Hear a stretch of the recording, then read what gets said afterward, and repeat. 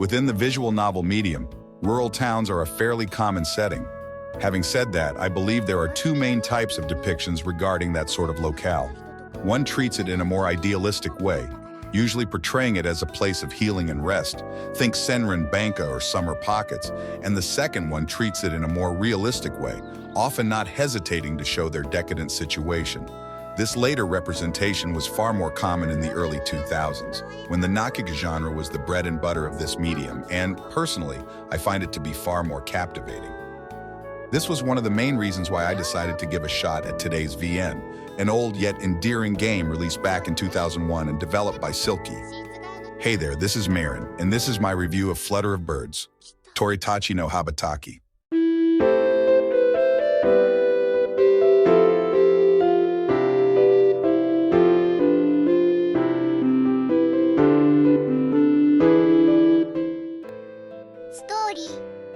The story begins when Yusaku, the protagonist, receives a letter from his uncle to help out at the hospital he manages, situated in a rather small village.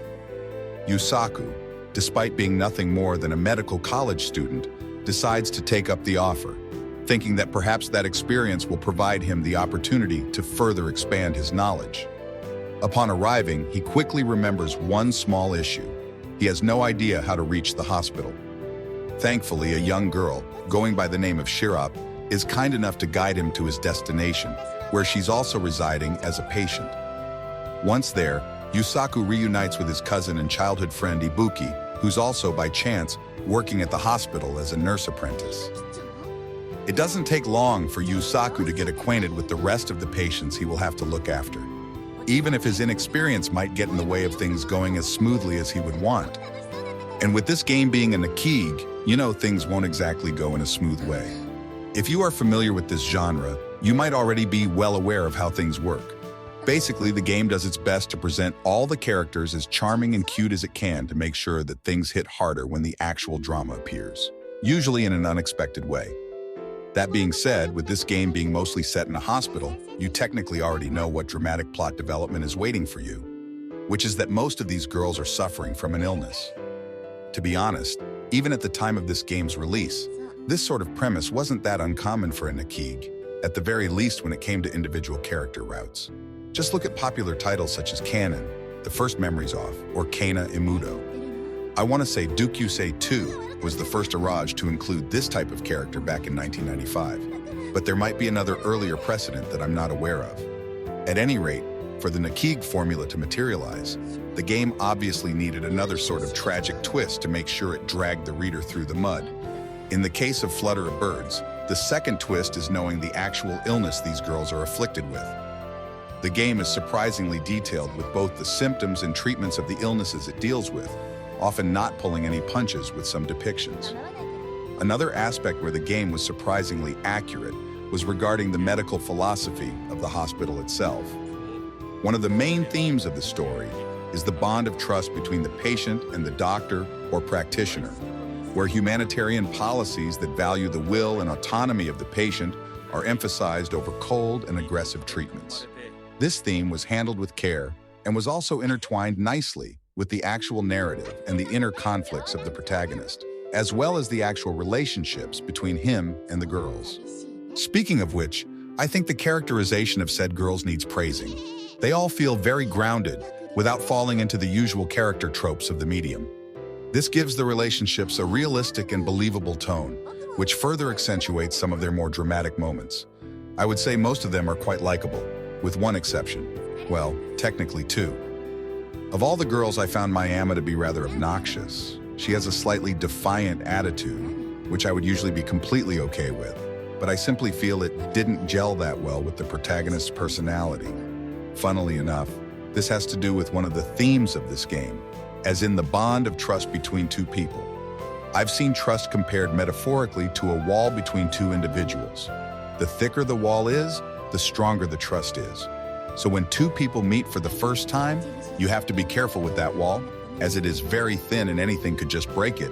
But when the two of them know each other really well, you can throw pretty much anything at that wall, like poking fun at each other or even throwing the occasional friendly insult, that you know full well that wall will still stand strong.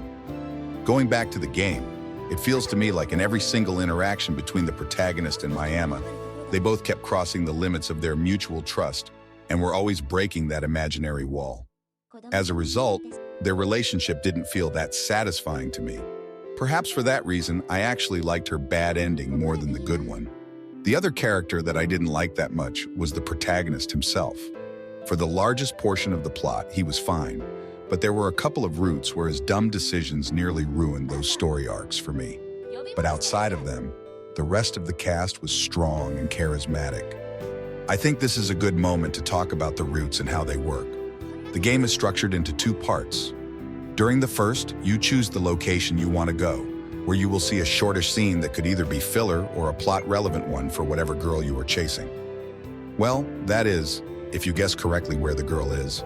But that is something I will touch on later in this review. The second part of the game is the actual main routes, which for the most part are fairly straightforward. However, the ratio between the two might feel off at first. It might take you around 4 to 5 hours to enter the routes, but once you get there, they are over in less than 2. In most cases, this isn't that big of an issue, since during the previous scenes there was plenty of character development. But in some routes, the game felt the necessity of including an additional twist that oftentimes felt forced and too abrupt. But I will give it that in those moments, what it lacked in subtlety was made up for with intensity, because some of those moments can get very dark. I would say that among all the routes, the ones that stood out the most were Tsubasa, Mei, and Kotoha's routes.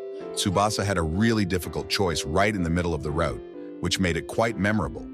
It also helped that she was one of the more likable characters in this game, in my opinion. Mei, on the other hand, felt a bit detached from the rest of the narrative, but in a good way. It had an overall tender and warm vibe that contrasted nicely with the rest of the routes. And I really liked how that atmosphere in and of itself was a narrative theme of that route. Although, I have to say, this was the route where the MC nearly ruined it for me, with a couple of really stupid actions on his behalf. Kotoha's route was strong too. The illness she was suffering from was quite unexpected, and I feel it was treated with proper delicacy. One detail I feel the game unfortunately let slide was the interactions between the girls, as there were barely any. During my playthroughs, most of the girls, outside of the ones I was focusing on, literally disappeared from the story. Although I guess that also has to do with the fact that I was playing it with a guide, intentionally activating only the events that I needed to progress. Lastly, I also want to mention the atmosphere of this game, since I believe it's one of its strongest aspects. As I mentioned previously, this game is set in rural Japan, but what I find interesting is that despite feeling like it clearly belongs on the idealistic side of rural depictions, especially if you look at its premise, the way it's written and presented feels like it leans towards a more realistic and at times crude approach. This is a town that's long past its glory, and you get small snippets of that reality, like a school that no longer has students and is set to be demolished in the not-so-distant future, how most of the characters are only staying there due to their medical circumstances, or how nearly all the sub-characters are a collection of old geezers, which, in all honesty, are fantastic. Firstly, they are all voiced, which is not that common considering their age, and secondly, they all have very distinctive and quirky personalities, with all their scenes having a clear, humorous tone. It's true that they don't bring that much to the actual main narrative, but conversely, I believe that to be a good thing. It just shows that they are having their own lives happen in parallel to whatever is going on with the protagonist and the girls. I also want to briefly talk about the prose and quality of the writing. For the most part, I found it to be rather generic, but during the more melancholic and introspective scene, it suddenly bumped up in quality, creating a great sense of immersion. In some ways, it reminded me of Light's Boku to Bakura no Natsu, where the day-to-day scenes weren't anything special, but it occasionally showed those brief moments of brilliance.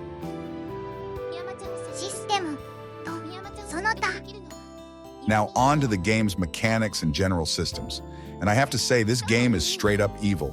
As I said previously, in order to progress, you need to correctly guess where to go. But there are a couple of issues with this. Obviously, map movement isn't anything particularly new or original, even for its time, but the game has some important plot events that will only trigger randomly. I can only imagine poor Tanaka-kun being at his wit's end, trying his hardest to seduce his waifu Tsubasa for months, only to realize that the issue was a cheeky event that refused to trigger. It also doesn't help that the game only gives you 10 save slots, which, needless to say, is nowhere near enough to deal with this game's nonsense. It also only lets you save when you go to sleep, which is a bit annoying, especially at the start where you have to read more than an hour and a half of text before the game even graces you with the opportunity of saving your progress. To say the game's systems are primitive would be an understatement. Besides all that bull I mentioned, the game doesn't have other functions like an auto mode, text speed options, or even the possibility of running the game in window mode. You also can't revisit the H scenes, but they are terrible either way. This game was released at a time when censorship was hitting the Iraj world hard, and it shows. I could probably show you here on YouTube some scenes, and it wouldn't be flagged since the girls are literally drawn as Barbie dolls, if you know what I mean. That being said, there's one thing I quite like, which is the album mode. It's basically a similar idea to a CG gallery, which this game also has, but each heroine will read out loud what was going on during that scene, as if going through an old album of photos. I think it's a neat idea, and I'm surprised it didn't catch on. As far as the presentation goes, I like it quite a bit, despite having clearly aged in some respects. For example, some sprites look fantastic, but others I feel do a disservice to the characters. One thing that did surprise me was the number of sprited sub-characters. There are some of them who only appeared for quite literally 1 or 2 scenes, and despite their irrelevance, they received a sprite nonetheless. I also quite like the backgrounds. They're a combination of 3D renders and hand-drawn paintings. As for the 3D ones, I think they look unironically great. They reminded me of early point-and-click adventure games, especially the FMV ones like The Seventh Guest or Myst. The music was also quite good. The tracks are mostly short loops, some of which are a bit repetitive, but I liked how some themes had downcast variations to better represent the sadder scenes. One nice touch is that whenever a scene ended on a low note, the music that played during the following map movement screen would also have a melancholic tone to have a smoother transition between the two. This is something I wish they also applied with the end credits music, since the theme that played was the same regardless of whether you got a good or bad ending. It was kind of funny how, after a tragically sad ending, the game would suddenly hit you with some sick-ass late 90s disco music.